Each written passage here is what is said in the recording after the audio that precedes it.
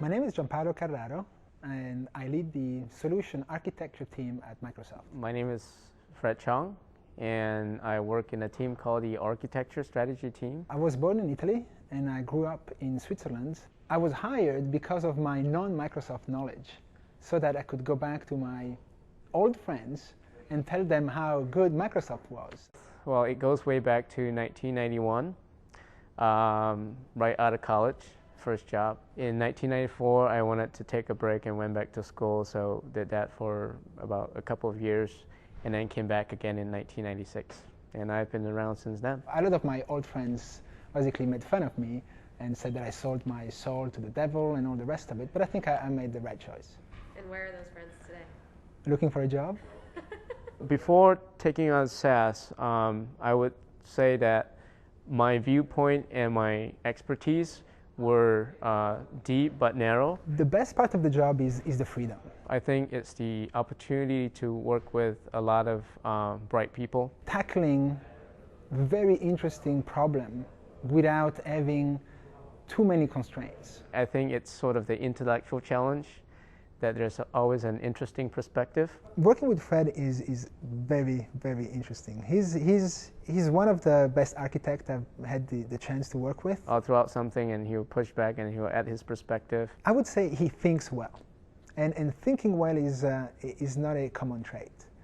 I know a lot of people who think a lot, but thinking a lot is very different than thinking well. It's kind of like doing a cooking together. You know, you put your ingredients there and he adds his ingredient there, and together we come up with a better dish. The hardest part in working with a vendor who is about 6,000 miles away is 6,000 miles away. You wish that they were here and you could have a lot more time to brainstorm with them. Think about something, walk a couple of offices, stop by, draw something on the board and say, hey, what do you think?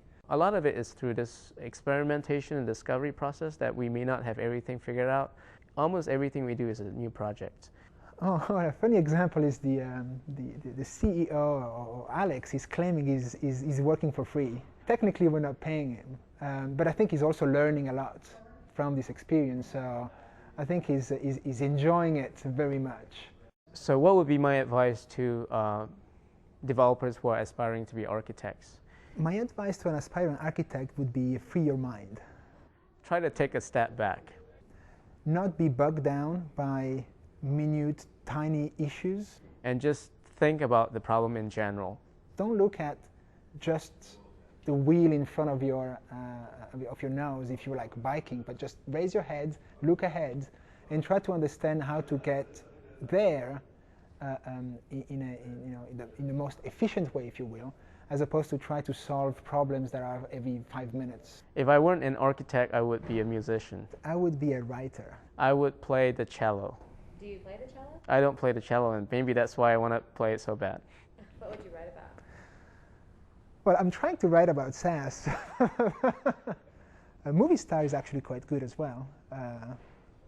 But well, I guess I'm experiencing some of that now. Have you ever seen Bill Gates? I have seen him. And where have you seen Bill Gates? On a number of occasions. I've seen Bill at a divisional party, for example. I've seen him at companies, meetings. He was just making sure that everybody's working and he was cracking his whip.